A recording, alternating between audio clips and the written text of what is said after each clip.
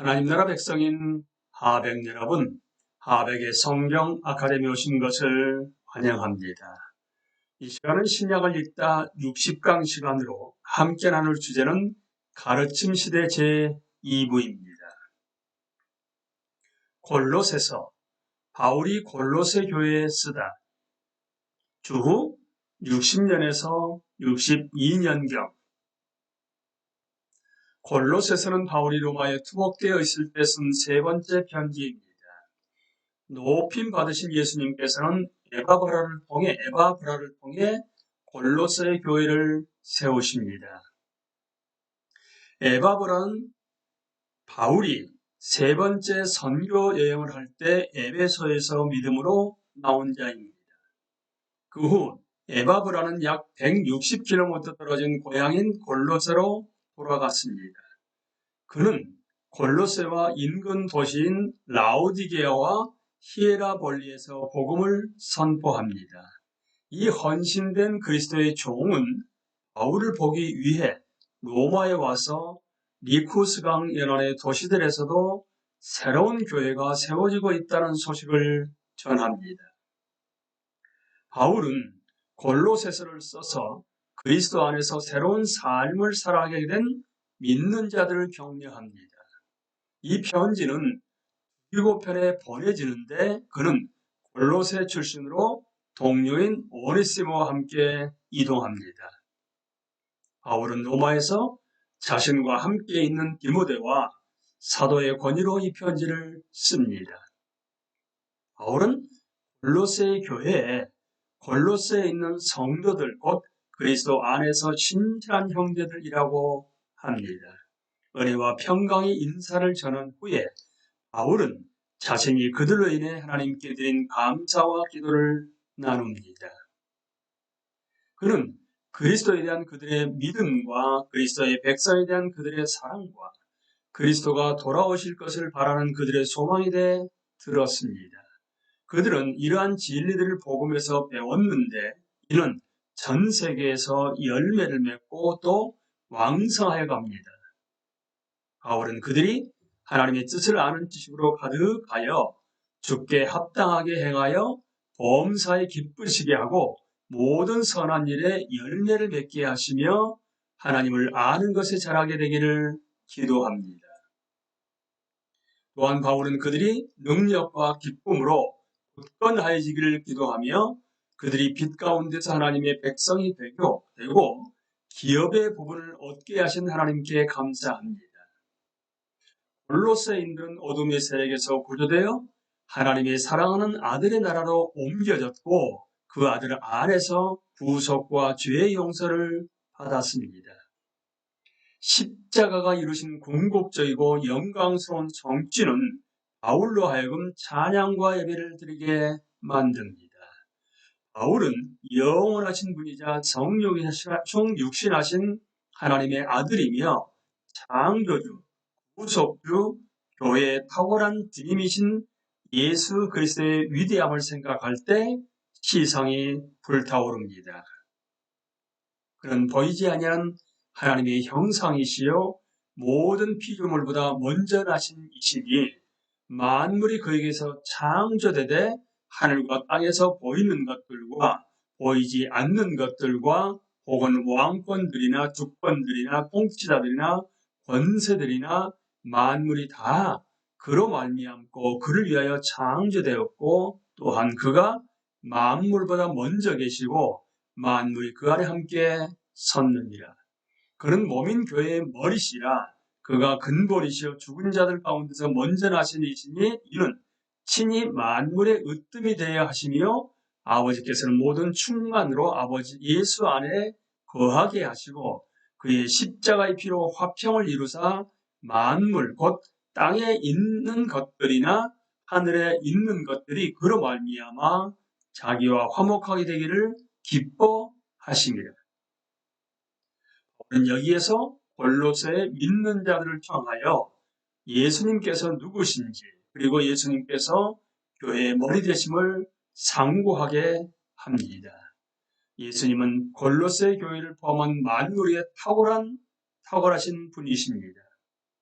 바울은 더 나아가 골로새인들이 예전에는 하나님을 멀리 떠나 마음과 행실이 하나님과 원수가 되었지만 이제는 그리스도의 대속 죽음으로 화목하여져서 거룩하고 흠없고 책망할 것이 없는 자로 그 앞에 선다고 말합니다. 하나님의 은혜는 그리스도 안에서 이방인들에게도 풍성합니다. 바울은 자신이 모든 민족에 복음을 전했기 때문에 투옥되었음을 알고 있습니다. 그는 자신이 그들을 위해 고난받음을 기뻐하고 있으며 또한 그리스도의 남은 고난을 그의 몸된 교회를 위하여 내 육체에 채우고 있다는 것을 골로새인들이 알기 원했습니다. 진정한 사역과 모든 선교는 고난을 통해 진짜임이 증명됩니다. 바울은 다시 한번 하나님의 구성 목적의 비밀이 그리스도 안에서 성취되었음을 설명합니다. 하나님의 구원의 뜻이 이제 모든 민족에게 드러났고 그리스도는 그들에게 영광의 소망이 되십니다. 따라서 바울은 그리스도를 선포하고 골로새의 믿는 자들에게 그리스도 안에서 성숙하도록 가르치는 것입니다. 바울은 골로새인들에게 그리스도를 깎아내리는 어떤 가르침에 대해서도 경계할 것을 경고합니다. 바울은 골로새인들과 얼굴을 맞대고 본 적은 없었지만 그들이 직면한 도전은 있게 알고 있었습니다. 바울은 그들에게 그리스도와 그리스도의 지혜 및 지식을 가리킵니다. 바울은 그들에게 인간의 전통을 따르는 그럴듯한 논변에 속지 말도록 주의합니다. 그러한 전통은 신성의 모든 충만이 육체로 거하시는 분이며 모든 통치자와 권세의 머리이신 그리스도를 따른 것이 아닙니다. 바울은 그들이 그리스도 안에서 손으로 하지 아니한 할례를 받았으리라고 단언하면서 바울이 우려하는 내용은 점차 분명해집니다. 그리스도의 할례는 새로운 언약의 징표인 세례와 동일시됩니다. 골로새인들은 예전에 범죄와 무할례로 죽었지만 하나님이 그들을 그와 함께 살리시고 우리의 모든 죄를 사하셨습니다. 그리스도의 대속 죽음은 법조문으로 쓴 증서를 십자가에 박아버리며 그 모든 기록을 제하여 버렸습니다. 그리스도는 십자가에서 모든 통치자들과 권세들의 승리를 거두셨고 하나님의 백성에 대한 어떤 혐의도 무력화시키셨습니다. 믿는 자들은 그리스도를 믿음으로 의롭다함을 받고 하나님의 새로운 언약 공동체의 일원이 된 것이기 때문에 먹고 마시는 것, 절기 또는 안식일 준수에 관한 문제들로는 어떠한 정죄도 허용하지 말아야 합니다. 바울에게 율법의 목적은 그리스도입니다. 율법은 장래 이말 좋은 것들의 그림자입니다.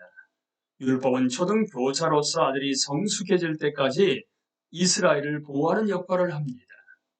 이 비유는 각기 율법의 책임을 중시하면서도 그리스도의 탁월함을 가리키는 것입니다.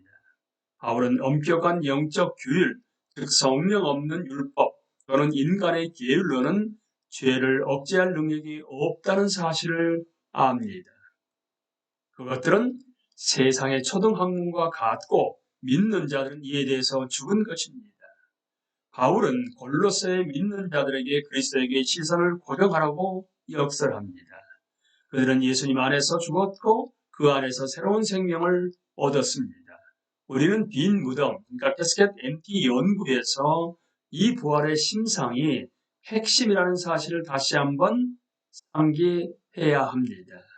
따라서 그들은 위에 있는 것들을 추구해야 하는데 거기에는 그리스도가 하나님의 우편에 앉아 계십니다.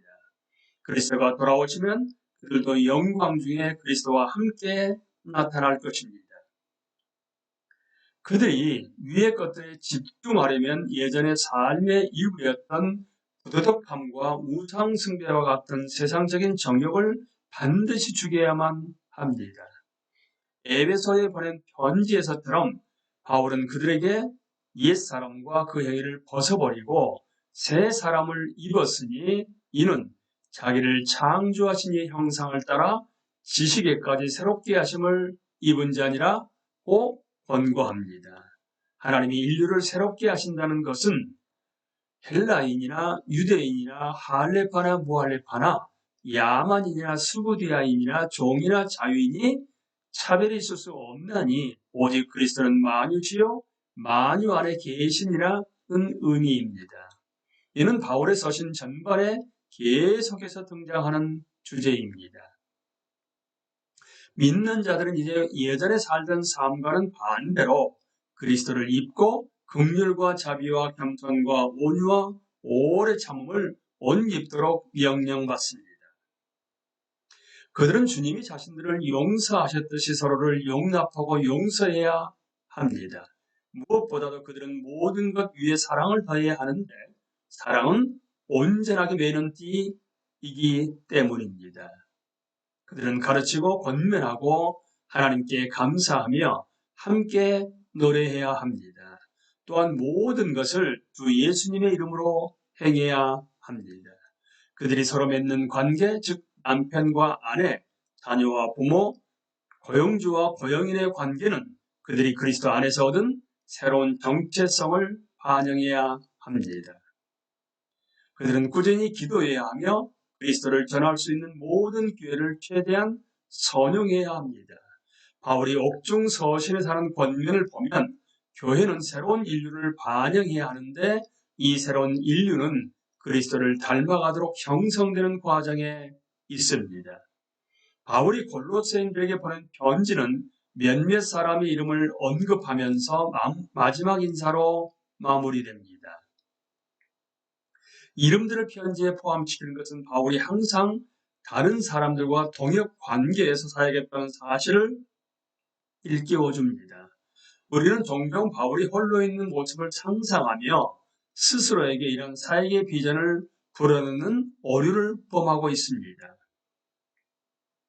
그리스도의 대의를 위해 다른 사람들과 함께 일하다 보면 도전과 좌절과 실망이 생길 수도 있습니다. 하지만 그리스도는 우리 주위에 그들을 두셔서 우리로 겸손하고 성화되고 사역에 성장하게 하십니다. 우리는 그들이 필요합니다. 바울의 인사는 바나바의 조카인 요한 마가에 관한 부차적이지만 감동적인 신약의 한 줄거리를 전개시킵니다. 거의 15년 전 마가는 이방인 선교라는 무게감에 압도되어 바울과 바나바를 떠나갑니다.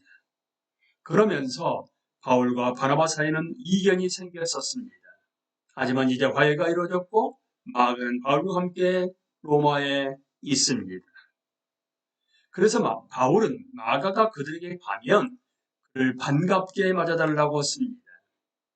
여기서 우리는 하나님 나라를 위해 바울과 함께 일한 유스도와 바울의 동역자인 사랑받는 의사 누가와 같이 그 외에 믿는 유대인들에 대해서도 알게 됩니다. 바울은 그리스도 안에서 신뢰하는 동역자인 디모데에게 고술한 뒤에 직접 마지막 인사말을 더합니다. 연대표 지도에서 골로새서의 요양문은 그리스도 안에서 새로운 삶이며 핵심 구절은 우리 생명이신 그리스도께서 나타나실 그때 너희도 그와 함께 영광 중에 나타나리라 입니다. 로마서와 이 편지의 원래 독자와 마찬가지로 현대 독자들도 바울을 직접 만나보지는 못한 채로 바울의 목소리를 듣습니다. 그럼에도 불구하고 하나님의 감동으로 된 이 편지는 우리 모두에게 그리스도 안에서 새로운 생명을 받아들이도록 촉구합니다. 또한 골로새 교회는 하나님이 우리가 가르치는 사람들을 사용하셔서 하나님 나라의 새로운 전초 기지로 삼으신다는 사실을 일깨워 줍니다. 그 좋은 예가 골로새에서 처음으로 복음을 선포한 에바브라입니다.